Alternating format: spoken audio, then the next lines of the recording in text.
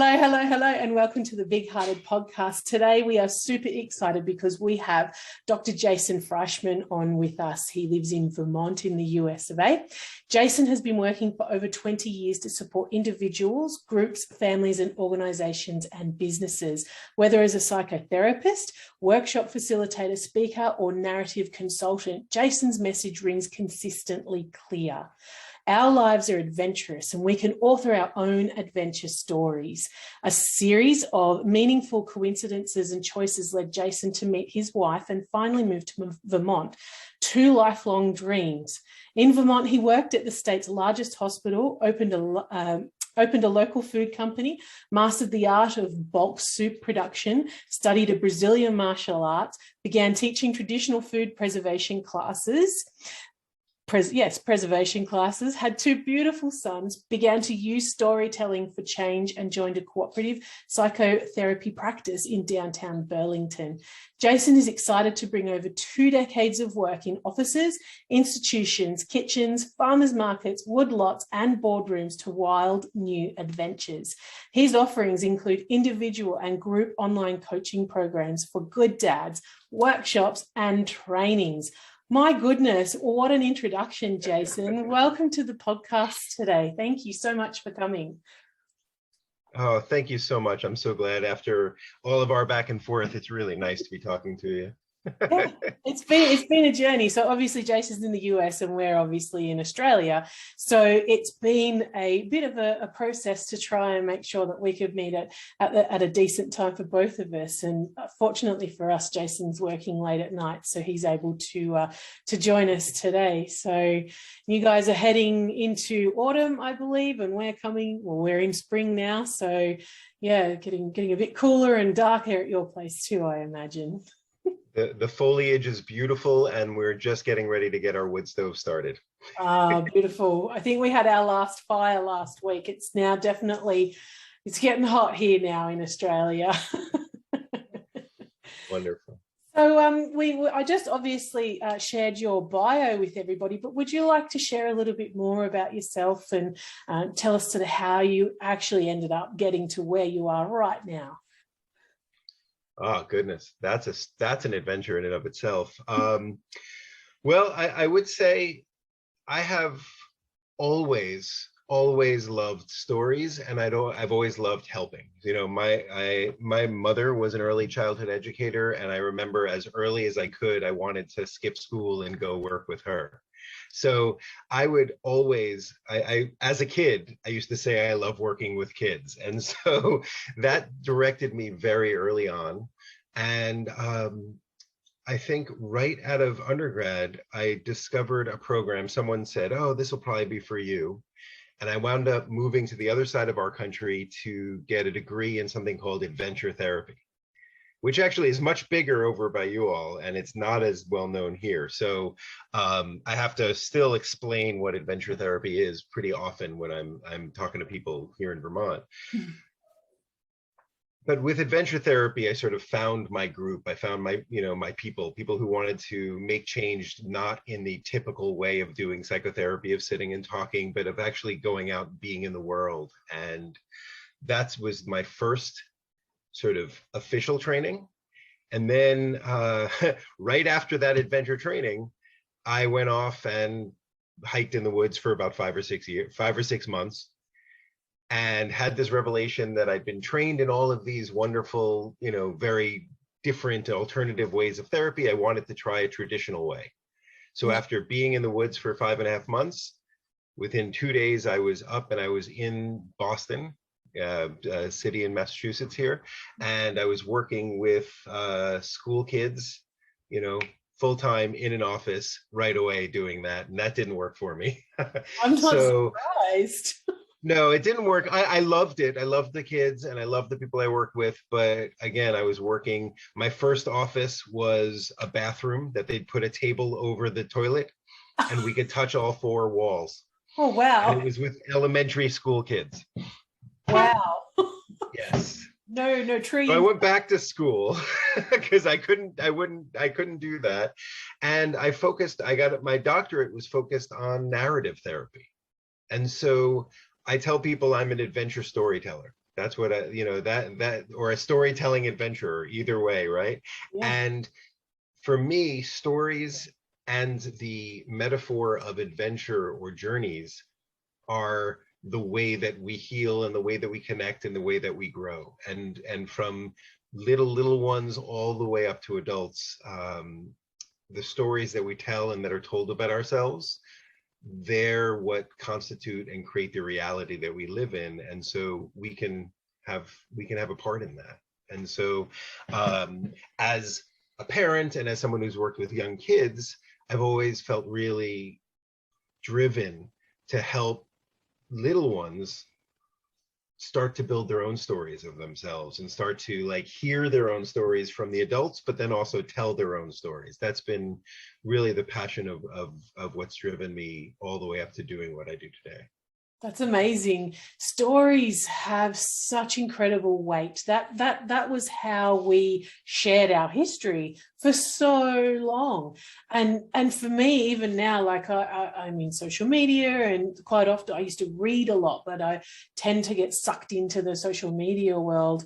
And when I pick up a book and I make that time to read, to just, like, my daughter yesterday came, and my 18-year-old came out yesterday, and she goes, "Oh, I've just been crying." And I'm like, "Why?" She goes, "Oh, the book I've read, it's just," and I'm like, "Oh," and you're devastated because like we're all going on with life as if this great catastrophe has not happened yet. You've been so absorbed in that world. And that's what happens to me too.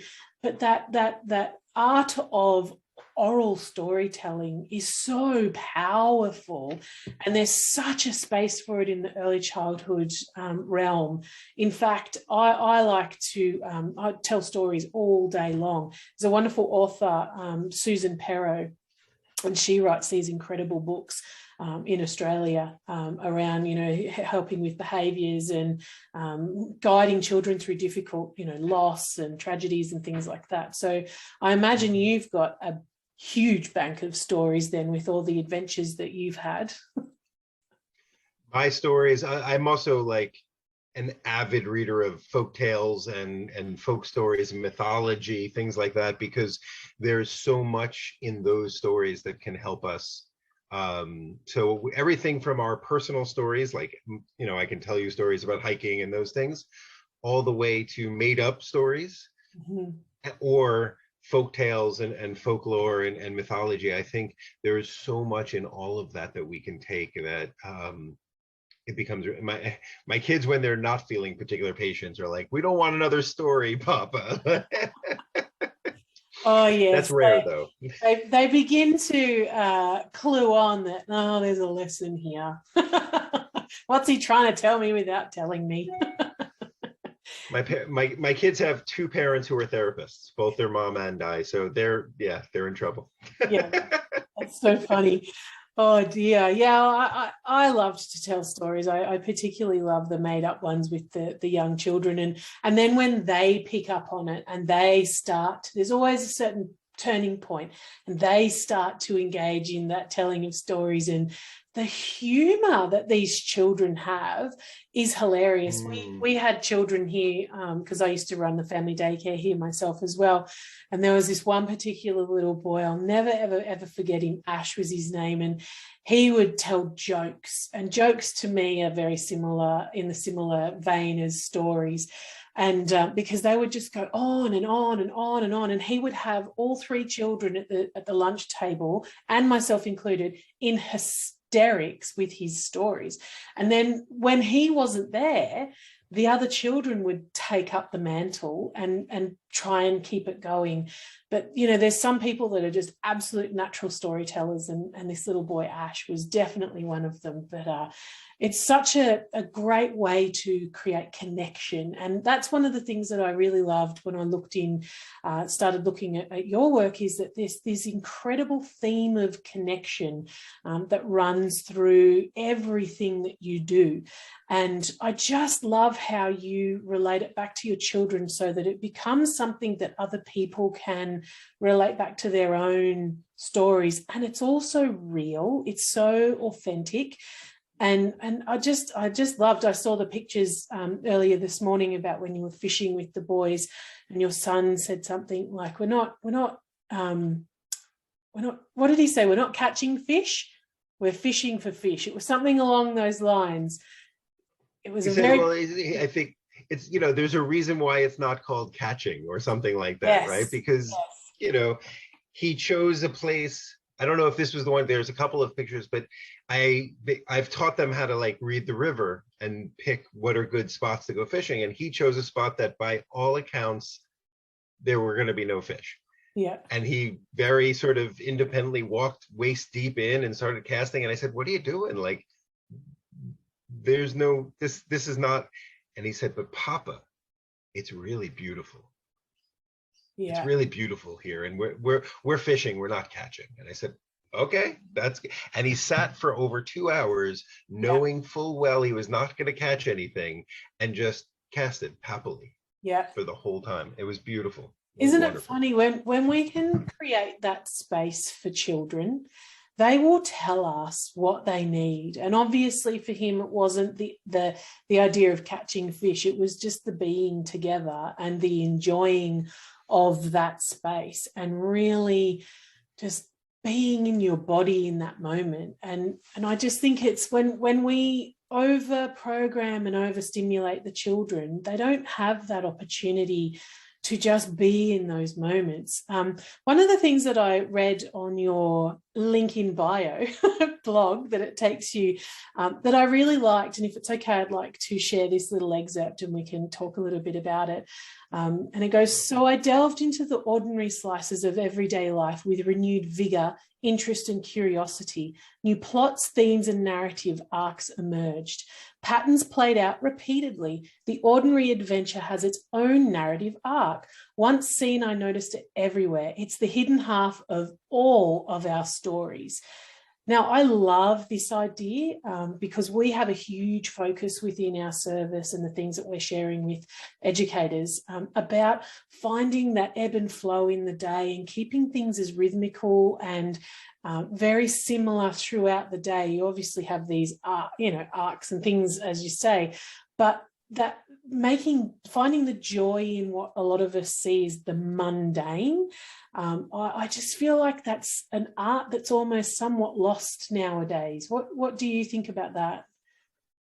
Oh, I think very much so. You hear everything is supposed to be epic or, bigger than life, or we're so busy, or we're, all of those things when, if we're going to clean the bathroom, we're always going to have good music on and we're going to sort of dance a little bit while we're doing it. It's still, excuse my, language, but it's still a crappy job, but it's going to be better if we have our sort of heart in it, if we have our connection to why we're doing it.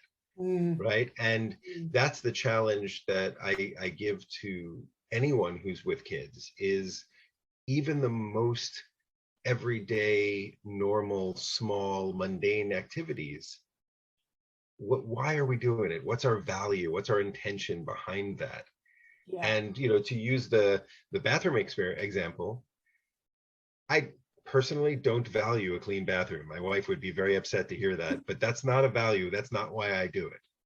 I do it because I value, and my wife and I both share this value of having a warm, cozy, inviting home.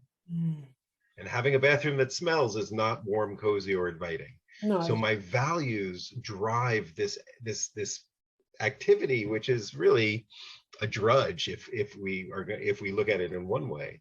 But the idea of being able to know my values, set an intention, and be there for all of these chores, having good music helps, having it happen at a regular time each week helps, like all of those things. We set up the structure, we set up the framework, and then we can like really enjoy those mundane everyday things at a level that is energizing and connecting. And it can happen at schools, it happens at homes, it happens everywhere in between, because what we do, that is also the story that we're living, right? Yes. Why we're doing and what we're doing each and every day. Yeah. It's so true. It's success doesn't come from one act, like very occasionally it does. But success is built on a series of repeated experiences and actions. So I think what we miss out teaching children a lot is that resilience and perseverance, and having to use their internal will forces to actually push through. That's one thing that I notice, children are sat up all the time, they're in those little bamboo seat things where they sit passively and they just watch what's happening, but they then have no drive to get up themselves and move themselves. So that continues all the way along, right up until adulthood, where you're starting to see now that there is that loss of drive and passion. And as you say, finding the joy in those mundane things and realizing that these are actually the singular words that join an entire story together. And if you miss if you miss those important connections, then your story becomes limp, lame. It's not complete. And I really love that idea of, those ordinary adventures. And if we can come from early childhood educator perspective to the children, what a gift to say that we're on an adventure to pick up our toys today and to make our space ready for tomorrow, and if we can come from that perspective, like the lightness that actually comes into my body just from even considering that is huge. What a great, awesome experience to share with everybody. It's so powerful. I find it, and it's not perfect. I mean, I think you mentioned before that a lot of my Instagram and stuff is also very real. I've talked about the mess that our mornings sometimes are, and there's a real practicality, but that's part of it as well, right? Every adventure, whether it's ordinary or extraordinary, has obstacles, it has challenges, it has the muck that we get stuck in. Without that, there's no place to grow. There's no place to go. And so we have to say, like, all right, my goal is to have this joyous cleanup time with my children. And sometimes it works and sometimes it doesn't. And that's all right. Because if I hold the map, if I hold the idea that this is an adventure, this is a journey, then when the muck's there, my kids are going to watch what I do. They're going to watch how I interact with this, like, we're cleaning up and all of a sudden a pitcher of water breaks and goes everywhere, and we're set behind whatever it is. If I can, and I can't always, but if I can approach it like the adventure it truly is, think about how much richer each and every experience is. It's not just about getting to the mountain, it's about, or not getting to the top of the mountain, it's about the whole adventure there. It's about the whole trip. It takes away, like, it helps with presence, being in the moment, because you're thinking about actually what you're doing as opposed to where you're going.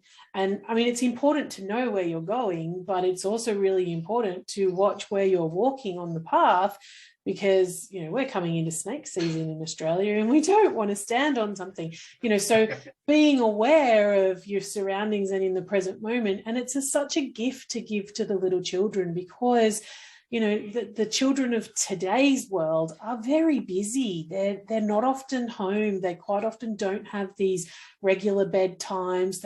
Some children don't even have stories read to them, before bed, and they're just on a device and all these sorts of things. So when we can create that space within our early childhood settings, then we're giving the children the gift of actually being able to drop right into this present moment and to explore the possibilities of play. And as a teacher, when you bring storytelling into that, you can guide children so gently without really them even realizing what's happening. And that's a real skill to learn. So do you have any suggestions on how educators could incorporate more of that into their work?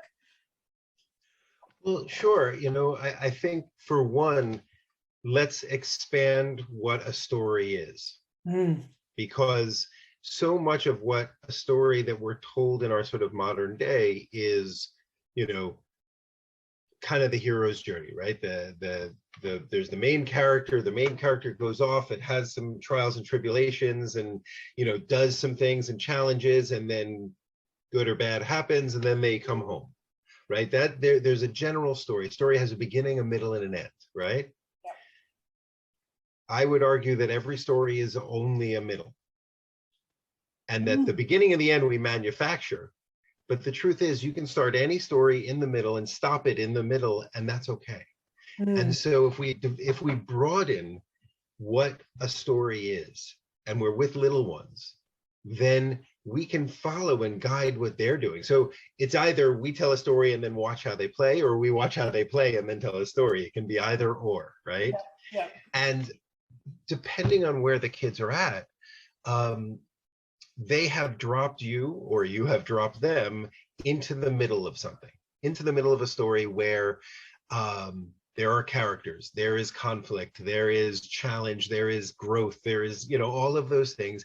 And as you're aware of them, I've trained and actually done some work with teachers on this model of the ordinary. I actually call it the foundational adventure now. It's been a little bit since I wrote that, but foundational adventures, the narrative of that is that we first train. So we start learning, whatever it is, we're learning, whatever that is, we can tell a story about learning how to fly, how to paint, how to, whatever it is. And then we train. The next thing is we test. So we take these skills that we learned and we test them out. We let me draw a painting, let me put away the blocks, let me jump off a bench and see if I'm flying, whatever it is. Yeah. We test it and we see how we feel and we see where we're at.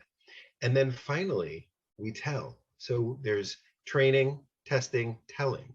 And the telling is when we share. It's rather we gather around the campfire and we tell what happened over the day and things like that. So if you're telling a story and you think about, all right, well, what did we learn? And then how did we test it out? What happened? What was in the middle there? And then how do we tell people about it? And when we tell, remember, we change. We tell our story and we grow too. And so the characters in your story, when they tell their story, they grow. Yeah. And the story and the characters develop. And when kids hear characters developing, they know they can as well. Yeah. I love that. Do you know, I used to read to the children Enid Blyton books. And at rest time, I don't know if you would have heard of Enid Blyton for sure, yeah? She's an English author from... it sounds familiar, but I'm not pulling them up, but I wrote her name down. I'm going The Magic Far Away Tree and The Wishing Chair. So, they're incredible stories. There's Moonface and there's the Washerwoman. I can't remember them now that I'm telling you about them. But they were, and for some reason, whenever I would read these stories, because they're written, way back in the 60s, I think, maybe even before then. And they're so wholesome. The children have to do tasks for their mother before they can go into the magic to the forest, into the Magic Far Away Tree. And this Magic Far Away Tree is this enormous tree, and there's all these characters that live within the tree. And at the top of the tree is the cloud, and they have to climb right to the very top. And once they get to the top and they get through the cloud, it's always a mystery as to what land is going to be at the top of the tree. And so all these characters go and they have these wonderful adventures. And for some reason, whenever I read Enid Blyton's stories, I read it in an English accent that's very proper and very slow. So you're taking on these characters that the children begin to enjoy, and they look for those sorts of things. So, even if you can't tell stories from your own self at the beginning, finding things like these Enid Blyton books or the Susan Perot books that we talked about earlier are really great tools to be able to get you into that imaginative area, because you've really got to activate that imagination yourself to be able to come up with these stories. So I really do love that whole concept of practicing and then testing and then telling. And when you work with little children, they're not going to laugh at you. They may just tell you honestly, that wasn't a good story, and you'll know that test failed. Well, but I would add, yes, 1000%, because they will tell you that honestly. And the one thing that I've learned telling lots of stories to lots of young kids is it's not about a good or a bad story. It's about a good or a bad telling. Yeah. Right. So you mentioned doing the voices or doing, I have I do a lot of made up stories, but even like books, if I do them with silly enough voices or enough inflection in my tone or pausing or, stopping and looking at the kid in the eye and then going again, if the telling is right, yeah, my kids know that I tell a lot of stories, and I have a particular series of stories that with characters that I've told. There have been times when I've in the middle of it not known where the story was going and basically just ended it in the beginning, but because I told it with such energy, yes, they were engaged. They thought it was wonderful. Yes. And so the voices and the characters, and then also making it the stories, even if you're reading a book, if you're reading a book out loud to kids, you can find a way to make something in the story relevant and next to the children. So yes, even if it has something to do with a tree, you pause for a minute and you go, like our tree out there, or whatever, anything, even the smallest of details, if you can make that somehow relevant to the carpet they're sitting on or the chair they're sitting on, anything that becomes relevant, all of a sudden then they're in the story with you. Yes. Yeah. Awesome. That's such a great tool to use, because I would frequently do that if there was something like a question came up in the story. Not when I was laying down for rest time. That was very sacred time where the children were actually resting their bodies. But if I was doing other storytelling, it would always be, if a question came up, I would ask them, where do you think that little boy with the red bucket was going? And why do you think he was going there? And quite often those questions would then take our story, because I'd stop reading from the book and we would go on a whole different story. And quite often I'd just close the book up and then we'd just continue on. So that's another tool that educators can use too, to include that storytelling. So I wonder, there was another part of your link in the bio that I read that I really loved. And we've just sort of touched on it a bit here, but I want to share it because I just thought it was so beautiful. I found myself, I came to reside in the place I dreamed of living my entire life. I had a wife whom I dreamed of meeting, and I just had a baby boy. Life was certainly imperfect. Life had its toil and troubles. Life was wonderful. I remember sitting on our back porch and realizing that this was also an adventure. This was also a journey filled with magic and an almost unbearable sense of the unknown. There were risks to be taken, yet this seemed like a different story than my hero's journey. I love that idea of the hero's journey and also the ordinary adventure. So my question around that particular topic, that's obviously a very adult-centric kind of conversation there, but do you think that children are experiencing their own hero journey in the day-to-day? And do you think that us as educators being able to connect into that particular child's hero journey is going to have a massive benefit for connection with that child? Yes. The point, though, that I would want to make is that I actually believe that the hero's journey is only half of the story.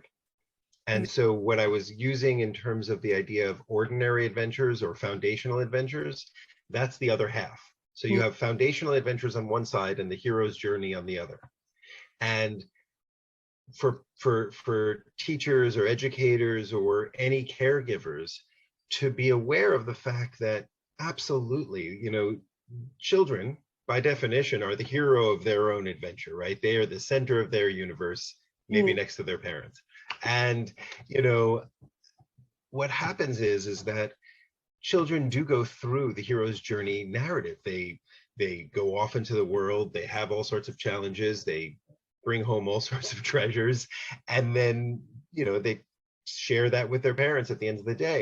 And so, especially kids who go to school, right? When they leave their home, they're literally leaving on a journey, having a whole day's adventure, and then returning to their home, maybe changed on a daily basis, right? So for educators and for parents to recognize the storyline of that, where they go off, they have these challenges, and they come home changed every day, is the first part. That's the hero's journey, and that's a way of really sinking into the challenges and the growth opportunities for children.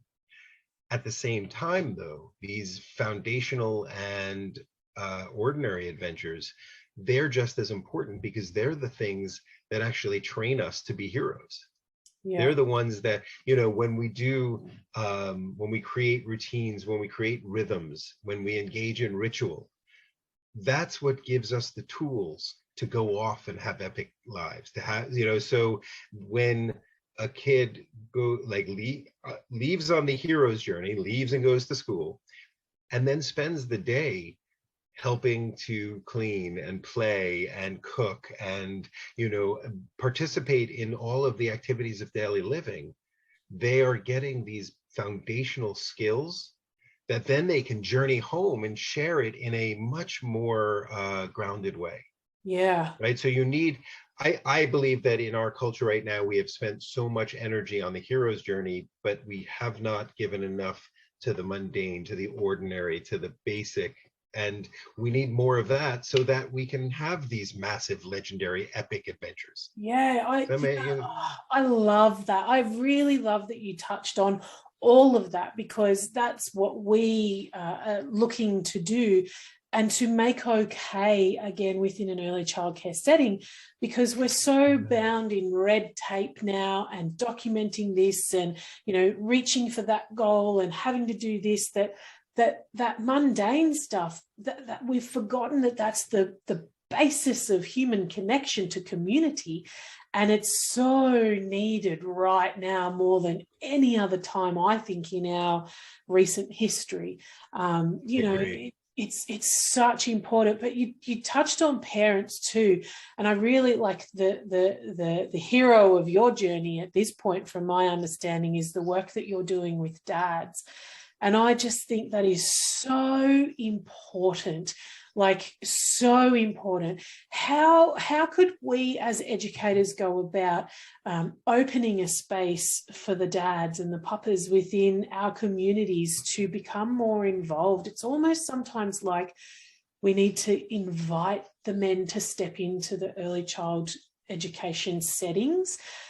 Because it definitely is a woman-dominated arena, and there's nothing wrong with that, nothing overly right with it, but it's just how it is. How do you think we could go about opening that invitation and a pathway, and being able to support for the men to be able to show up within early childhood education? If I had the perfect answer to that, you and I could, change everything. But it's such an important question. The first thing that you said, which I just love, is we have to invite them. I do, you mentioned that, and I think there's such an import there, because it's often, stories are self-supporting, right? So stories they keep themselves going. And we have a story in our culture that men are a certain way and women are a certain way. And I know these are vast generalizations, but the gender roles are actually bigger than we are. And so in order to move against these gender roles, we have to act against them. So we have to actively invite papas and fathers to come and do something. Maybe it's just for the fathers. We'll have an activity just for the fathers and sons or fathers and children, excuse me. That would be the first thing I would say, is we have to, basically act in accordance to what we really truly want, right? So if that's, I start with the assumption that even though most fathers well, I don't want to say most fathers. There are significantly less fathers who show up at schools than mothers. That's a fact. It's not a judgment or anything like that. But I start with the assumption that every one of those dads loves their children dearly and are caring and doing the best they can. 100%. So with that assumption, I may be wrong, but it's an assumption I'm going to hold on to. Yeah, me too. If that's the assumption, then I'm going to start by inviting those men in. I'm going to say, all right, what can we do for you? How can we get you more involved? Right? There are very stereotypical father-child activities, right? The tussling and the getting messy and there's some stereotypical things. Well, let's do more of that in schools. Let's do more of that. When we get fathers to volunteer, we can get them to volunteer for after-school sports relatively easily. Let's get them to volunteer to read a book to the kids in class. Let's get them to volunteer to paint and get really messy, to take them for a walk in the woods. I mean, one of my favorite things to do is to go in and either go for a walk in the woods, or when my kids were in kindergarten, they had an outdoor bread oven. And I didn't do this, but I watched one of the father who volunteered every Friday to sort of help stoke the fire throughout the whole time while the kids baked bread. And so he would stoke the fire, and he was like, I love this. I called in late to work for 34 Fridays in a row so I could do this. So cool. So yeah, I think there is at first that, and then I think what has to happen is we have to share that as fathers, as parents in general, but as fathers, we are no longer the hero of the story. We're the guide. And what we do is it's so important to guide our kids in their journey. That's now, we've now sort of graduated to that role. I used to joke, I'm a big Star Wars fan, and I used to joke that I always wanted to be Luke Skywalker, and then I found out I'm Obi-Wan Kenobi. Right? I don't know if that means much to you, but yeah. Oh, that's so funny. So if we share the fathers that, like, there is a new adventure afoot, right? There is a new way to be the kind of hero, to be the man that you want to be. And that's by helping your kids be present to the everyday moments, how to be there with them, right? And so we can teach, like, in a very structural way. I know I'm talking in a sort of theoretical, but in a very specific way, we can have the communication often between teachers and parents. The mom often reads. I know even in our household, I don't do it enough. My wife will say, "Did you get that thing from?" I'm like, "No, I didn't read it." No, but if teachers and I'm hesitant to say this because I don't want to put more on teachers' plates. I respect what teachers are already doing, educators are already doing. So I hesitate to say let's do more. I just think that, for example, if we were to send home some of the treasures that our kids discovered along the way with a message to dads, hey, what's the story ask your kid what the story behind this treasure is. Sit down and listen, right? And we've done a lot of workshops in schools for fathers. That's something that I love doing, and really helping dads see that it's different than the legendary things we thought we were going to do. Well, our legendary things now are like, changing diapers and making lunches.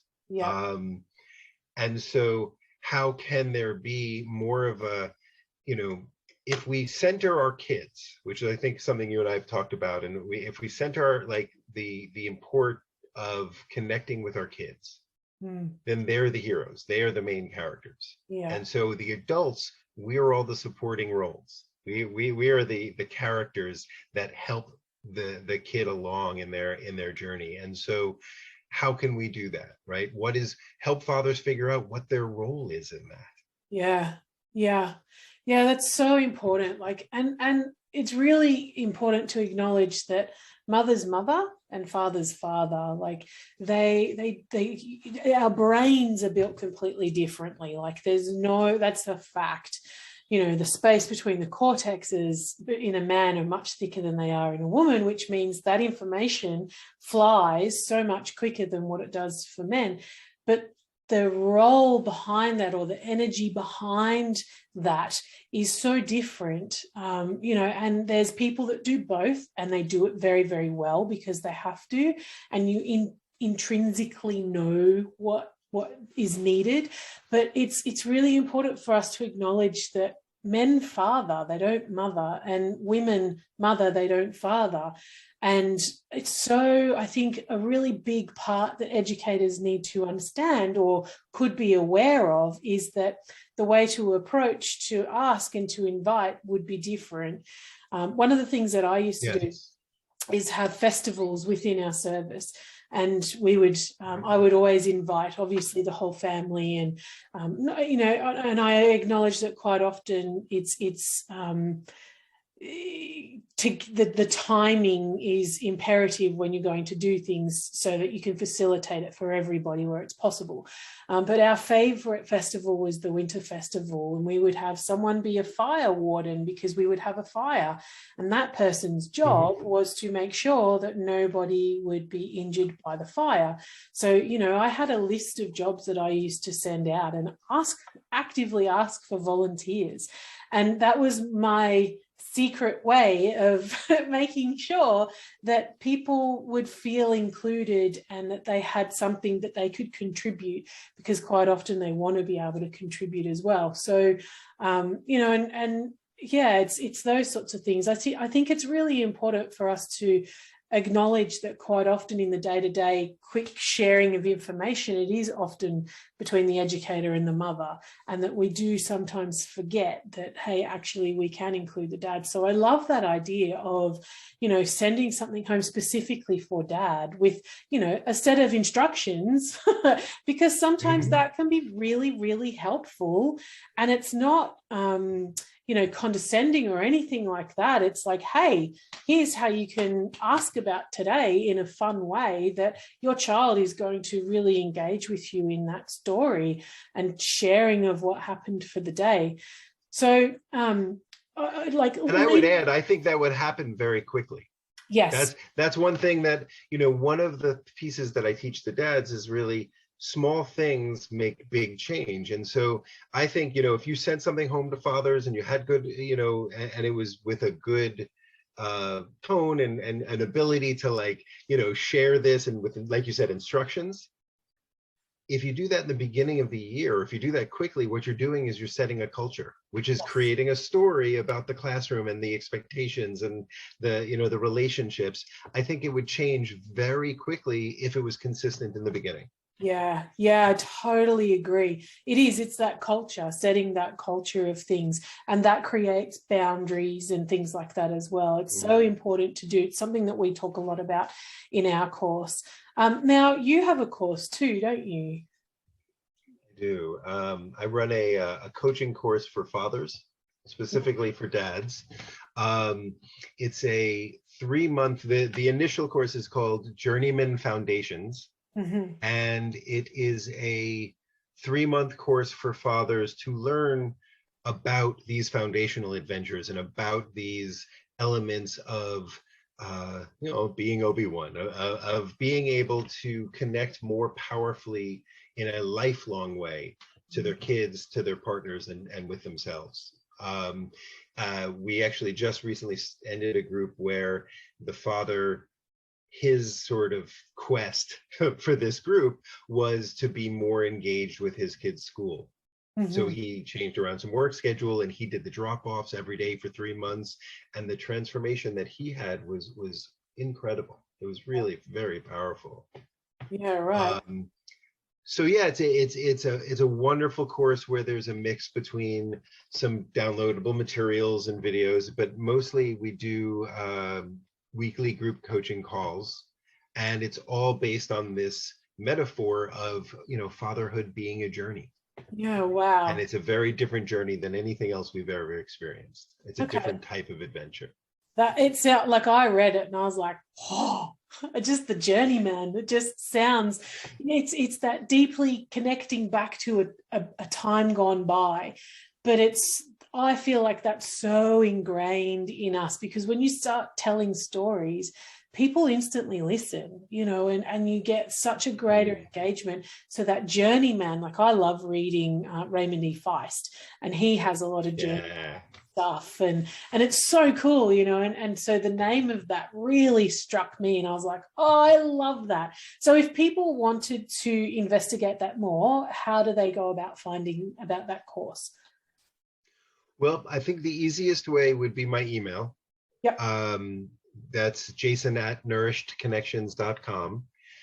And well, probably equally easy would be on Facebook or Instagram. I have pretty active on both. Yep. I think I gave them to you now. So do you want me to say them now, or? Oh, you can share them now. Yep. Sure.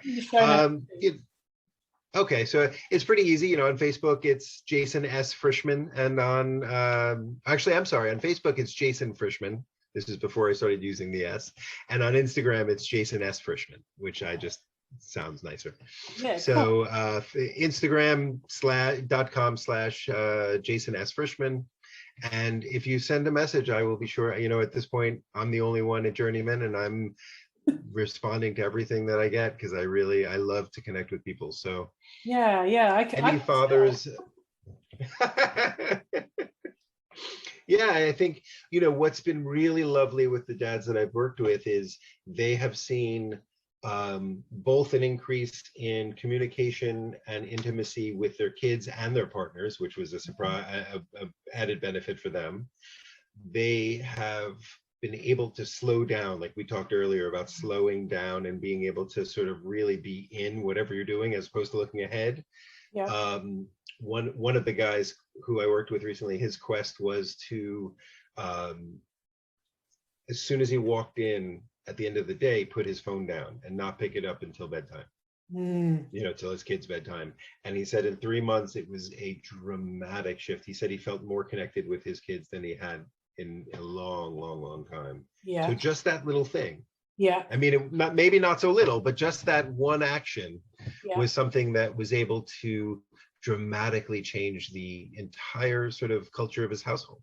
That's amazing. It's so, the phone, like that device, even though it's one itty bitty device, if you looked at an energy, the amount of connections that come off that and go worldwide now, like each one of those little lines is taking from us, which means that the people in front of us that are sitting right next to us have but a shadow of who we actually are when that thing is connected to us. I'm probably the world's worst person, like total hypocrite here saying this, but I know, and like consciously knowing and then acting are sometimes two different things.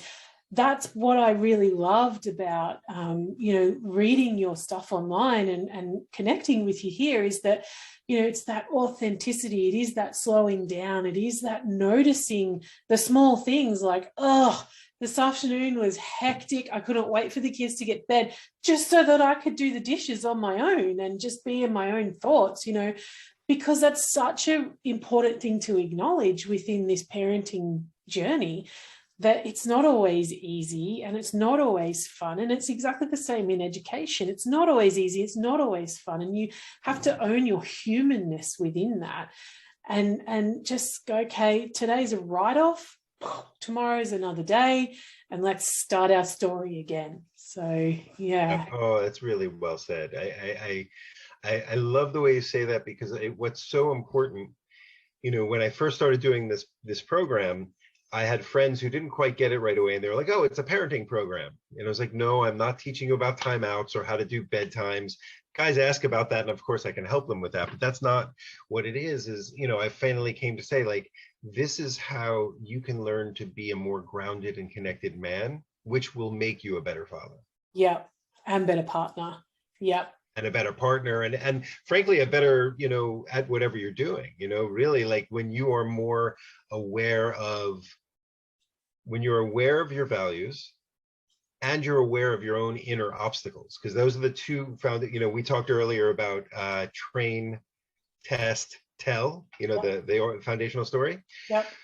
the two things that you get in the training element are knowing what your values are. What are your core values? What are the things that are most important for you for this particular part of your quest, your journey, right? And then we also get to know what's getting in the way. What are the obstacles? What are the challenges? You know, what are the energy patterns, behavior patterns, thought patterns, all of those things that get in the way. Like you said, I know I can put down my device, but I don't. All right, well, let's figure out what it is that's doing that. Yeah. So now I can have a talk with my values and I can have a talk with my challenges and I can make a better choice. Yeah. Yeah. Even if it's in the moment, because I increase my, you know, I increase my awareness of myself and of my, you know, challenges and, you know, educators as well. I mean, I think I said earlier, my mom was an educator, and the thing she taught me very early on was it's really okay to take a moment. It was one of the best lessons I ever got. Like, you know, she was working in New York City, which were chaotic, big classes, you know, very large classes and only 2 adults in them, and it would get chaotic.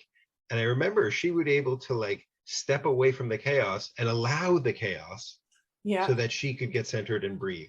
Yeah. And I remember that being a very powerful thing that had an impact on me early on. Yeah. You know what I really appreciate about your course, though, is that it's giving men the space to be men with other men, but talking about things that you've been conditioned to not address and to, oh, that doesn't happen. We're just getting on with it, you know, and because that's often the narrative behind the men is that, you know, you go to work, you provide for your family, and anything beyond that, you know, is drinking beer and watching the footy with the boys, you know. There's a big need for our society to recognize that men are absolutely emotional beings, and so are little boys. And we have to teach them, because I don't know how old you are. I'm 42. And so I'm one of the first sort of, we call them the latchkey kids here in Australia. And we were the ones that had the key to get into the house, and we were home alone after school. Yeah. Because the parents were working, and, you know, we often were the first lot that were in full-time daycare. And so those values, when you've been in a daycare setting, it's really important to have the right teachers around you, because they are imprinting their value set on the children. And you, as an educator, for those listening to the podcast, you are imprinting your value set onto those children. Some of those children are in your care 8 hours a day, 5 days a week. They spend more time, conscious awake time, with you than they do their own family.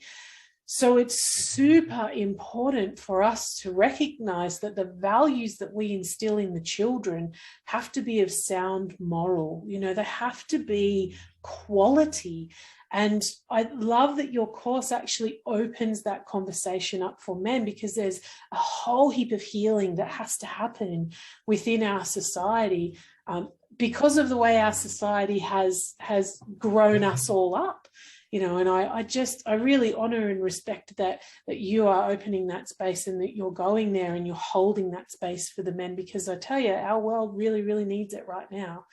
So I agree. I think, you know, for me, it's about redefining what manhood and masculinity, and frankly, what strength is. You know, strength is about connecting. You know, power, there's power in, you know, partnerships there. And so the idea that, you know, what a big part of the program is that the work we do to redefine what masculinity is and what fatherhood is social activism. It is making social change. And so, you know, I would say that every time a man steps off of the sort of soapbox of anger to really figure out what's underneath, that is changing the world. Yeah. That is acting, because their kids are going to see it, you know, their partners are going to see it. And this is the element of like how that starts. And so men can be strong, you know, men can be really, you know, powerful and present, but it's in a connected, partnered way that is actually what we're meant to be doing. Yes. Right? This is about real strength and real, like, what men are nurturers. Yeah. Men are, there's a very small difference between nourish and nurture and nourish. Yeah. Right? Yeah. And so we aren't just bringing back the food, we're also feeding. We're not, and so to say that men are emotional beings, absolutely, and yet it doesn't have to be soft. It doesn't have to be.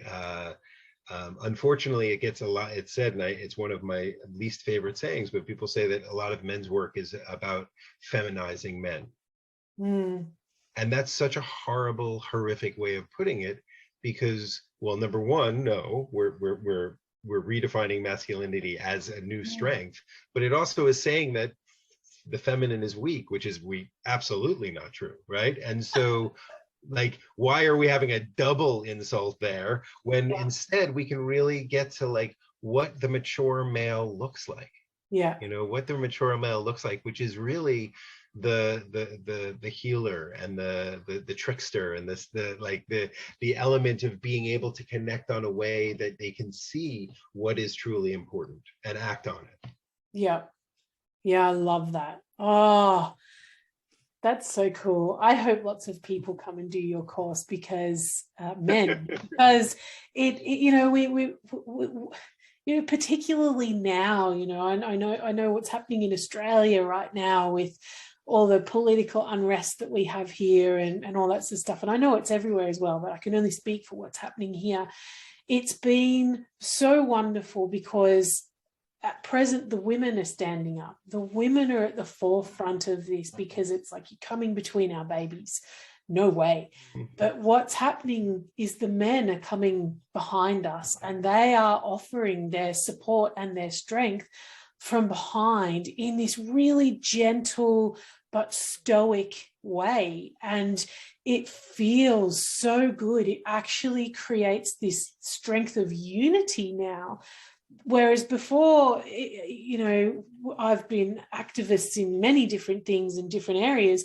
Before, it's felt like it's just, that's your work, and there's definitely space for women's work and men's work, but there is definitely space where we need to come together. And I feel like your course is opening that space for the men's work, but it leads the pathway back to the together work. There's an abundance of things available for women to do their work, but there's not, it's not been so open for the men. And I think it's so great that you're doing it. And I hope lots of people get on board and can go and have a look and join with you. So thank you very much for creating that space for the men, because it's important work. Thank you so much. I, as you can tell, I like to talk about it, but I'm going to take in some of the things that you said as well. I'm going to take them with me. So I really appreciate the conversation. This is wonderful. Yeah, it's been awesome. I think we could wrap all night, but I'm very aware that it's getting quite late for you. So we might wrap it up here. But thank you so much, Jason. It's been such a pleasure to talk with you and to meet with you. And I just can't wait for other people to hear your story too. Oh, likewise. And my one request is that we find some way to stay connected, because you are, in addition to the wonderful conversation, I have wanted to talk to someone in Australia for so long and I just haven't been connected. So can we please stay connected? I would love that. Absolutely, absolutely. And I don't doubt that we'll invite you back again to the podcast, because it was I didn't expect our story to go that way, but it was so wonderful. So thank you so very much. Excellent. Thank you. And let's be in touch for sure. Most Thank you definitely. so much. All right. Well, thank you so much. All right. I'll end the recording.